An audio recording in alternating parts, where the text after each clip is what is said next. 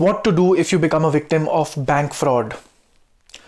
The new popular Netflix show Jamtara shows how prevalent and diversified bank frauds and scams have become. Banks have in the past few decades adopted technology for efficient and also for faster and hassle-free customer service.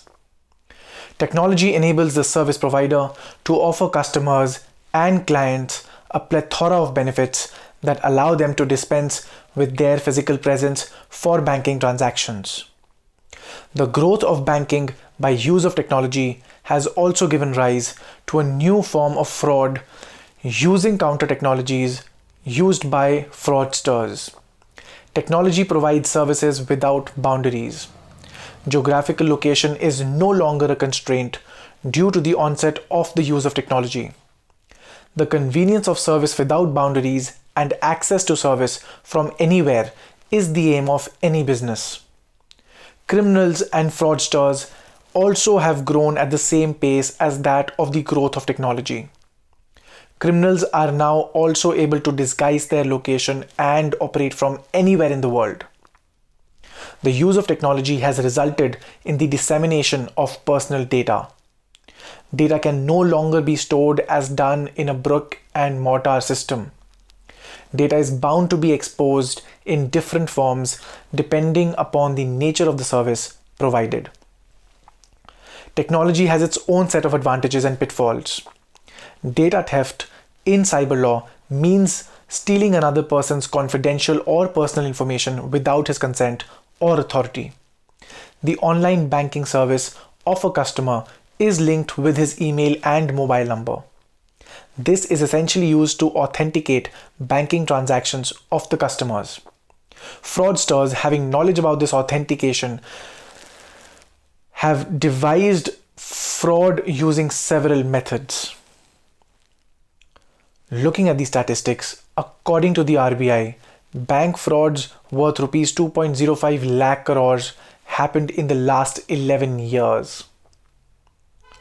The RBI, through its circular of July 6, 2017, has mandated that a customer shall not be liable where the unauthorized transaction occurs if there is a contributory fraud or negligence or deficiency on part of the bank, irrespective of whether or not the transaction is reported by the customer, or if there is a glitch in the system and the customer notifies the bank within 3 days of receiving the communication from the bank regarding the unauthorized transaction. But more importantly, the circular also states that in case there is negligence by the customer, such as where he has shared the payment credentials, the customer will bear the entire loss until he reports the unauthorized transaction to the bank. Any loss occurring after the reporting of the unauthorized transaction shall be borne by the bank. This means that if you were cheated into divulging details or you were defrauded into doing something which indirectly leads to the transaction, then you'll be stuck with the liability. There are certain other things to note, such as the time limit in which the transaction is to be reported by the customer, a resolution of complaints within 90 days, and that the burden of proof in these situations lies on the bank. However, Section 420 of the Indian Penal Code, coupled with Section 156 Clause 3 of the Criminal Procedure Code, is a far greater tool to bring your money back. This is because the RBI circular will not only help you if you did not give any information to the accused yourself, but as is commonly seen, account holders are often misled into giving crucial details, in which case the banks will claim immunity. But the above act is still a punishable offence under Section 420 of the Indian Penal Code, carrying with it 7 years of imprisonment. And this is precisely the way I was able to recover a huge sum of money for a client of mine.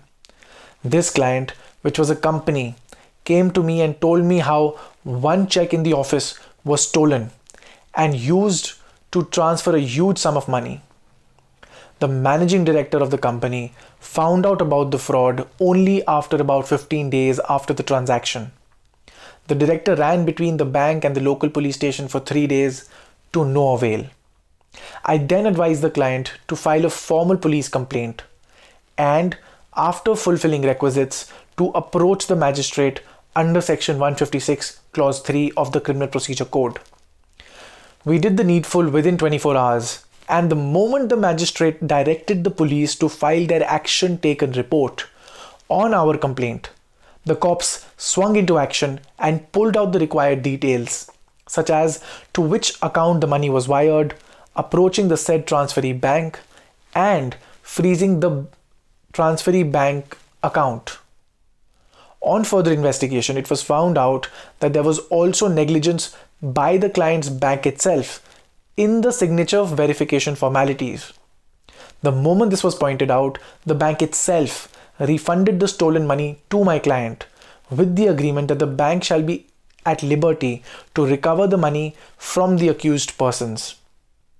As of today, one of the accused persons is still in custody, one is still on the run, and the trial has begun in the case. My client and its officials and its directors will be called in as witnesses.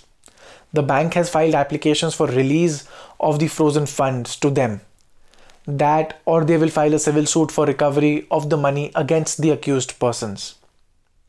So please remember, in this kind of a situation, move as quickly as possible, avail all your remedies, but first and foremost, report the offense to the police, and if they do not take immediate action, report it to the judge.